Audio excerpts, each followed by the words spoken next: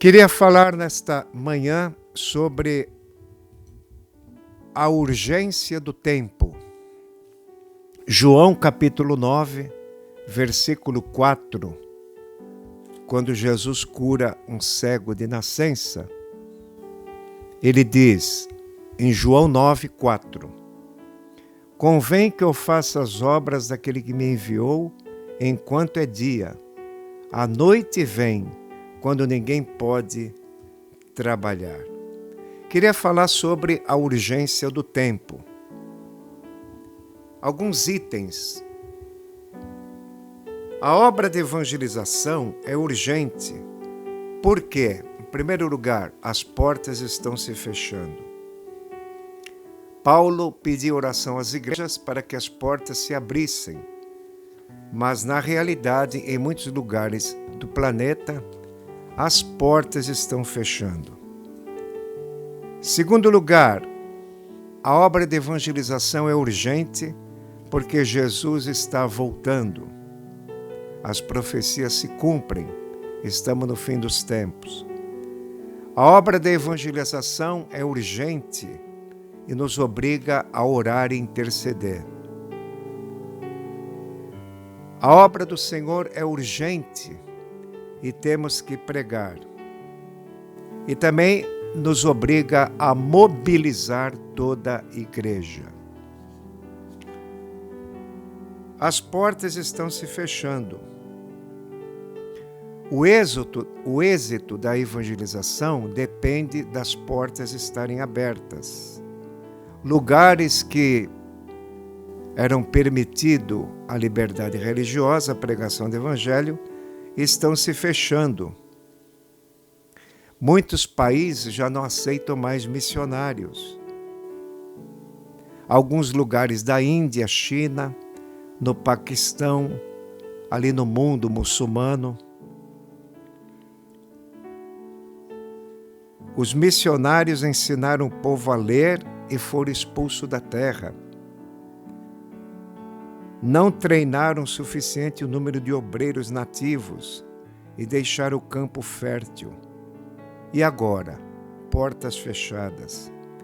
Imagine esses países que vou citar: Coreia do Norte, Chile,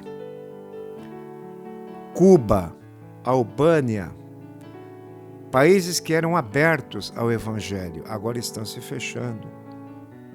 O Chile chegou a alcançar o maior nível de pentecostais em toda a América do Sul.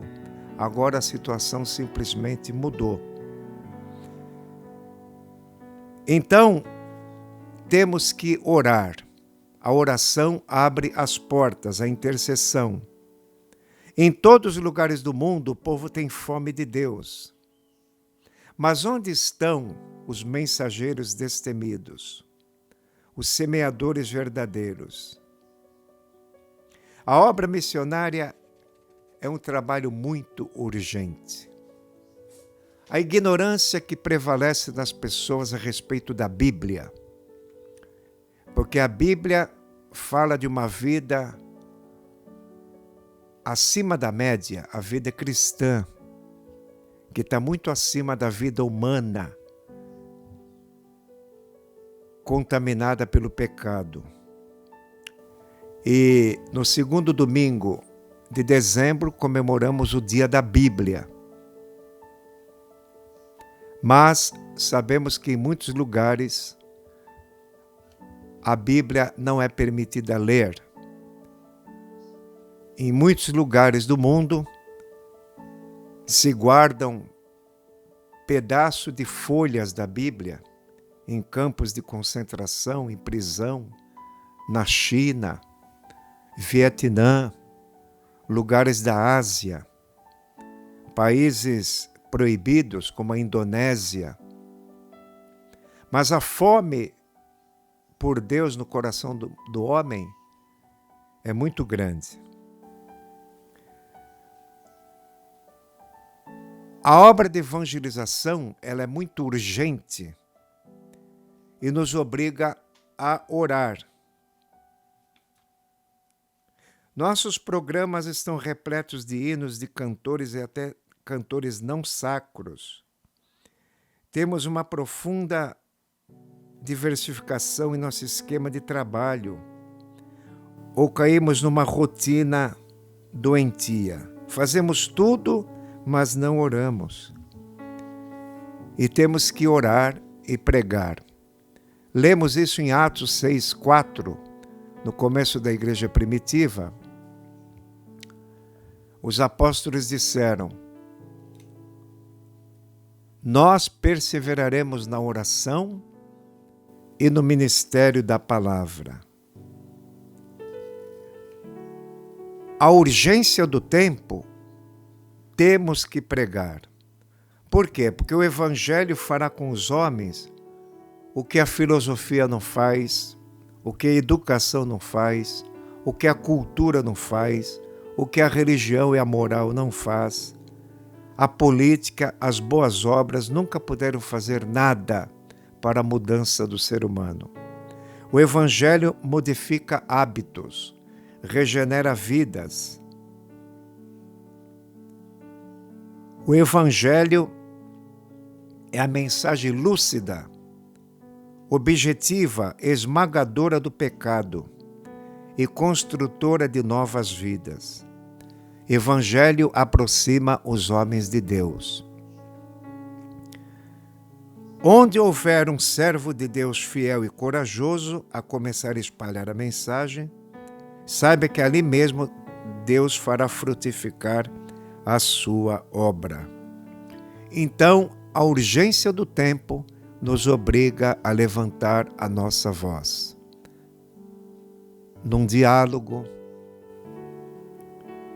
numa conversa. Porque Filipe, quando correu atrás da carruagem, ele fez a pergunta a eunuco que lia as Escrituras: entende tu o que lês? Veja que a iniciativa foi do evangelista. Entende tu o que lês nas Escrituras? Eunuco respondeu: como posso entender se ninguém me ensinar? Como a humanidade, como os jovens universitários, como os adolescentes, ou mesmo as crianças, as donas de casa, a nossa sociedade em geral, como vão entender se não forem ensinados? Eu quero dar um exemplo. Quarta-feira, eu estava indo para Vicente de Carvalho para cooperar na subsede, à tarde, e me deparei com um xará. O nome dele é Augusto, moreninho. E há 2 anos atrás ou mais, eu tinha evangelizado ele no Guarujá com folhetos. Ele foi 15 dias à igreja, depois teve uma recaída nas drogas. Passado agora quase 2 anos, ele me chamou. Augusto, xará, lembra de mim? Eu falei, sim. Eu entregava o folheto para você. Olha, quero te dar uma boa notícia. Eu estou no Centro de Recuperação em Bertioga há quase 2 anos. Trabalho lá como obreiro, estou livre das drogas. Mas quero te dizer uma coisa, eles estão regando o que você começou a semear. Tá bom, xará? O nome dele é Augusto, bem moreninho. Isso Deus permitiu eu ver, porque Deus permite você ver alguns resultados para você ficar animado. Então, irmãos, a urgência do tempo nos obriga a mobilizar toda a igreja. As necessidades espirituais do mundo não serão jamais satisfeitas com uma elite de pregadores. Esse é um dos motivos de lamentável situação em que chegamos em muitas igrejas. Deixaram de crescer, acomodaram-se a um rigoroso planejamento litúrgico, esqueceram da sua principal tarefa missionária, colocaram de lado a grande comissão, que é 2 ordens de Jesus: ide, pregai e ide, ensinai. e desprezar os exemplos da igreja primitiva. Uma elite de pregadores predispõe toda a igreja a ouvir sermões apenas intelectuais, sem qualquer resultado. Necessitamos de um exército de pregadores. Os chamados leigos são a solução de Deus para a evangelização do mundo. Por quê? Em Atos 8,4, por causa da perseguição, todos que foram dispersos foram por todo lado anunciando a palavra de Deus. Numa igreja de 100 membros, deve haver 100 pregadores. Não é exagero. Pregadores acadêmicos, formados, é muito bom estudar a teologia, que é o conhecimento da palavra de Deus, se aprimorar em todas as áreas que puder, porque Paulo pregava tanto para bárbaros como para gregos, tanto a ignorantes como a sábios. E o crente é um povo sábio, não deve parar no conhecimento. Porém, temos pouca ação e muita teologia. Esse é o problema. Numa igreja de 100 membros, deve haver 100 pregadores. E nós procuramos motivar os irmãos a entregarem folhetos, carregarem folhetos no bolso, as mulheres na bolsa, e espalhar como puder, pela voz ou pela escrita, a palavra de Deus. Assim foi o segredo da igreja primitiva. Ela avançou por inteiro. Todos os membros em movimento. Somente assim derrotaremos as hostes inimigas e atearemos fogo na seara dos filisteus. Se a igreja persistir em limitar a ação da pregação apenas a seminaristas, conte com o caos e a esterilidade espiritual. Deus quer usar seminaristas, Deus quer usar pregadores, Deus quer usar a membresia. Deus quer usar todos por igual, espalhando a palavra de Deus. O Espírito Santo quer inspirar toda a igreja a ir por todos os lugares, e temos que ir agora. A urgência do tempo, aleluia. A urgência do tempo requer mobilização, mobilizar toda a igreja. Fiquei contente aqui na Igreja da Paz com um novo impulso que a mocidade está tendo para um preparo melhor para a divulgação do Evangelho, à medida do possível. A urgência do tempo, é necessário agir mais porque o tempo passa muito velozmente. Mas tem um versículo que muito me anima no Salmo 147. O tempo voa, né, irmãos? Mas a palavra de Deus, ela também prospera. A palavra de Deus corre velozmente. Está no Salmo 147, versículo 15. Quem envia o seu mandamento à terra? A sua palavra corre velozmente. Salmo 147, 15. Então, as necessidades que os homens têm de conhecer a Deus e se preparar rápido para a eternidade, requer da igreja um trabalho constante de evangelização. Um dos grandes desafios é a ignorância religiosa, espiritual. Através do diálogo, do evangelismo, quebramos muitos preconceitos. Eu já disse aqui que há pessoas que não visitam uma igreja evangélica por preconceito, por tradição de família, de religião. Então, o diálogo, o Espírito Santo pode quebrar barreiras e você fazer amizade e interagir, influenciar pessoas para a igreja. Porque tem pessoas que nunca teve contato com um pastor, ou nunca leu uma Bíblia, ou se você fizer uma pergunta muito simples sobre a Bíblia, poucos sabem responder. Por exemplo, temos um folheto ali em Vicente Carvalho, quem é Jesus de Nazaré? Então eu faço a pergunta, antes de entrar no assunto. Me responda uma pergunta, Jesus nasceu em Nazaré ou em Belém? E não mostro o folheto, só faço a pergunta. Quando a pessoa acerta, eu dou parabéns. Mas muitos falam, Nazaré errou. Aí mostra o folheto. Nazaré ele foi criado como carpinteiro e passou a sua infância e juventude em Nazaré. Ele era o profeta de Nazaré.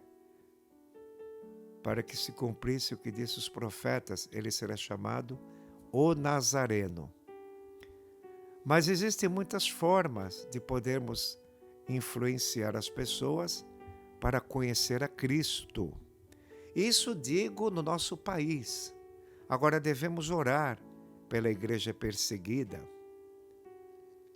Existem missões portas abertas, muitas missões que requer a nossa oração, igreja perseguida, igreja que sofre. O preço para atender o desafio é muito grande.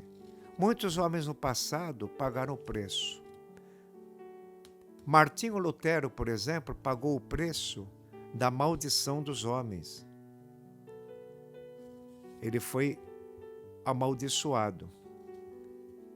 Existe exemplo, João Batista pagou o preço de ser degolado. Moody pagou o preço da renúncia total. George Whitefield, na Inglaterra, pagou o preço da estafa. Ele pregou 18.000 sermões em 34 anos.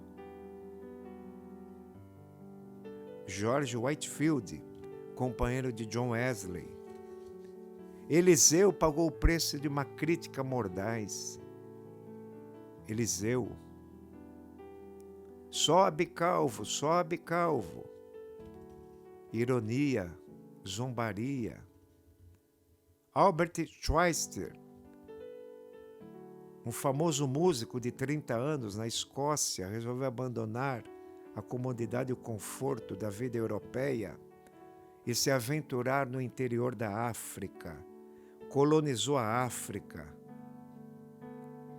enfrentou feras e quando voltou à Escócia, com o braço dilacerado por um leão, cicatrizes no corpo. Nels Nelson deixou a sua terra natal, a Suécia, e veio dar a sua vida no Brasil. Robusto, inteligente e sadio, empenhou-se nas florestas do Amazonas e nos rios do Pará, até que sobrevieram terríveis enfermidades, como malária. Ele pagou o preço de passar por enfermidades na missão.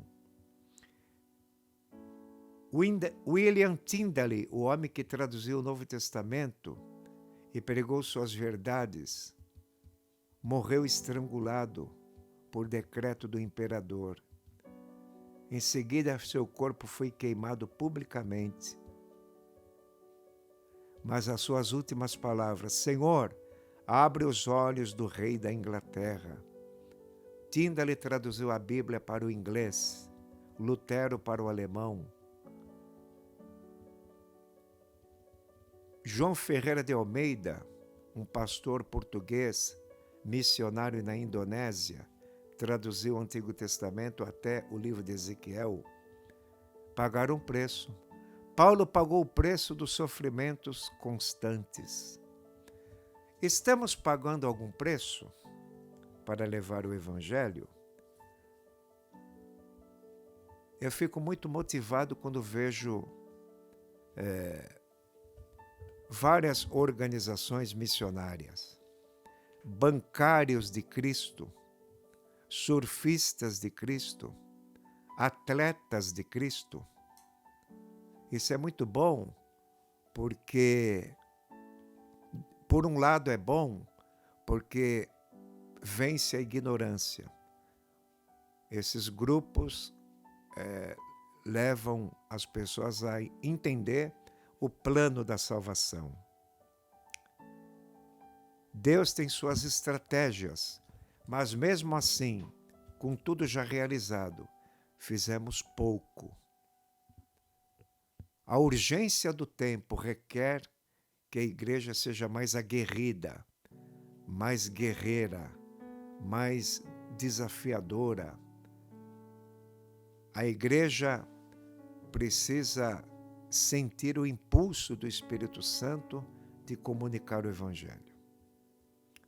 Um grande pregador em Amsterdã, capital da Holanda, onde reuniu 5.000 evangelistas em 71, 83, 86 e no ano 2000. 4 congressos gigantescos sobre evangelização mundial. O pregador disse: a igreja do século XX falhou em 2 coisas. Primeiro, a disposição constante de pregar o Evangelho e a dedicação de pregar o Evangelho. A igreja falhou no século XX, com toda a multimídia, com todo o progresso, com tudo na mão, com toda a técnica.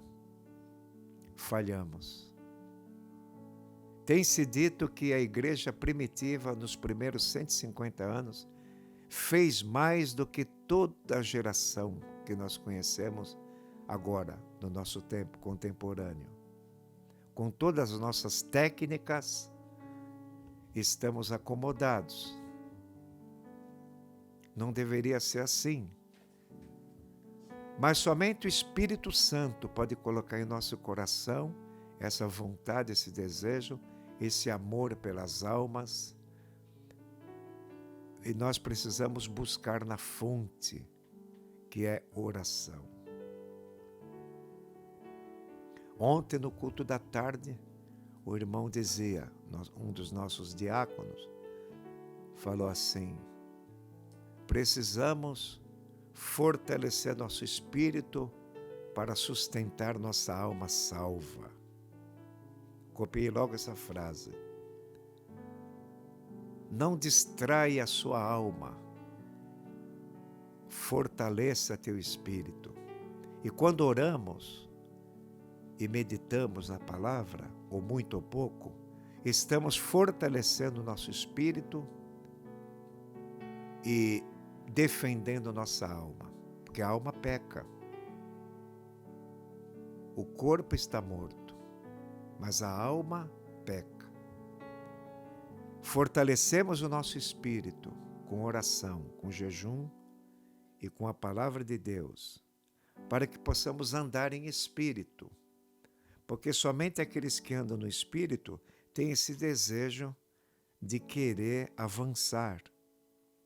Paulo diz: esquecendo-me das coisas que ficam para trás e avançando para as que estão à minha frente, olhando para o alvo. E a missão da igreja não é pequena, é uma missão gigantesca. O que eu quero dizer com esta mensagem, o tema, a urgência do tempo, porque o tempo passa, ficamos mais idosos, mais cansados, menos produtivos, menos frutífero. O tempo passa.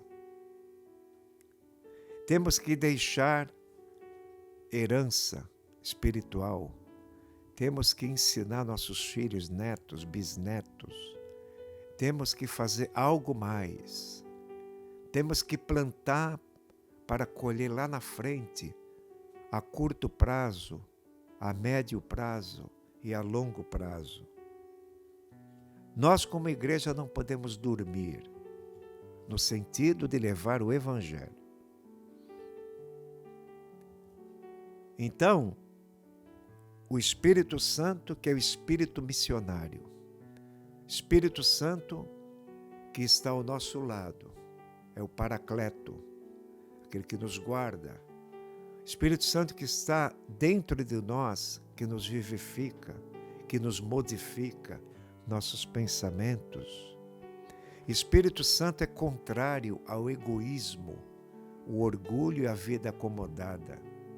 O Espírito Santo, ele dá um novo vigor ao crente, que se dispõe a fazer alguma coisa. Faça alguma coisa para Jesus, é que diz o hino. Comece em qualquer lugar, fazer qualquer coisa. Ali Deus está para nos honrar. No Salmo 90, esse salmo é de Moisés, no versículo 17 está escrito assim. O salmista aqui foi Moisés. Seja sobre nós a graça do Senhor, nosso Deus, e confirma sobre nós a obra das nossas mãos. Sim, confirma a obra das nossas mãos. A Bíblia diz que Jesus confirmava o que os apóstolos faziam com sinais, prodígios e maravilhas. Marcos 16, ide por todo mundo, pregai o evangelho a toda criatura. Quem crer e for batizado será salvo. Estes sinais seguirão os que crerem. Colocarão a mão nos enfermos. O crente tem que exercitar sua fé. Repreenda a enfermidade. Use a fé. Paulo entrou em Listra quando foi perseguido em Derbe. Paulo entrou em Listra, cidade de Timóteo, e ali tinha um varão leso dos pés. Fixando os olhos em Paulo, e Paulo olhou para ele, viu que ele tinha fé para ser curado, disse: levanta-te e anda. Ele nunca tinha andado. Ele era leso dos pés na cidade de Listra. O crente também deve ser ousado para usar a sua fé. Use a fé. Use a fé para ler a Bíblia. Está sem vontade? Pense assim, pela fé vou ler a Bíblia. Pela fé vou dobrar o joelho, mesmo que eu não tenha vontade. Pela fé vou cantar um hino. Quer saber de uma coisa? Pela fé eu vou na igreja. É tudo pela fé. Sem fé nada funciona.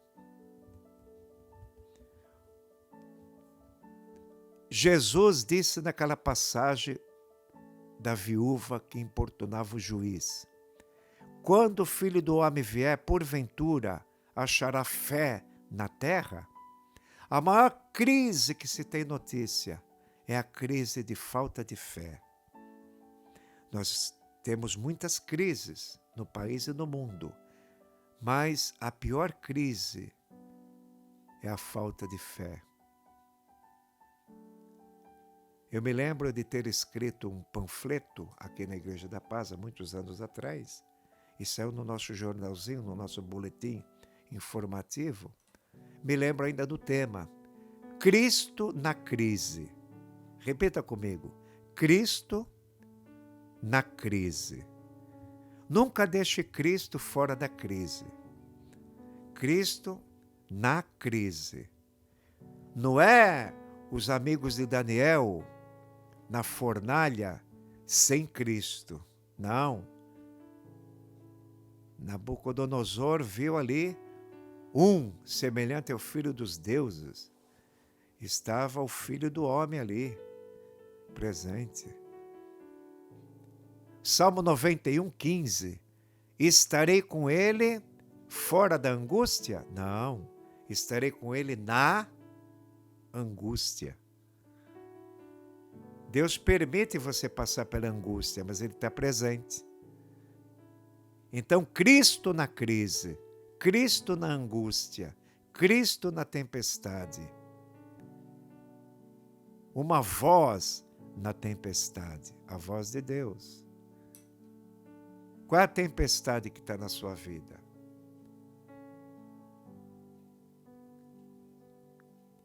Quando nós nos ocupamos com o Senhor, as coisas ficam mais equilibradas. Temos problemas esmagadores, temos tentações assustadoras. Existem coisas que acontecem de repente que você não esperava. O trânsito entupido. Você olha no relógio, não vai dar para chegar lá a tempo. Por que Deus permitiu o trânsito? Porque as coisas dão errada. Sabe por quê?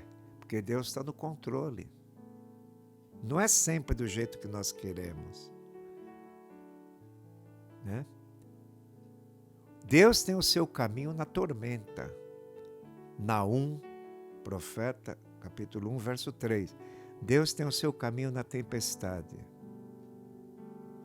Ele é tardio em se irar, misericórdia.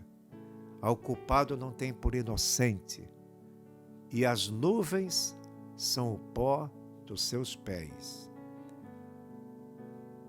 Ele esgota todos os rios e os mares e faz secar. Grande é o seu nome. Naum, capítulo 1, versículo 3 e 4. Então o nosso Deus é muito grande para nos dar força, vigor, nos renovar. Agora eu quero citar de novo esse tópico aqui. A urgência do tempo, que eu estou falando a urgência do tempo que passa rápido, porque Jesus tinha dito, né? Convém que eu faça as obras daquele que me enviou enquanto é dia. A noite vem quando ninguém pode trabalhar. Enquanto você caminha e respira, Deus está te dando tempo.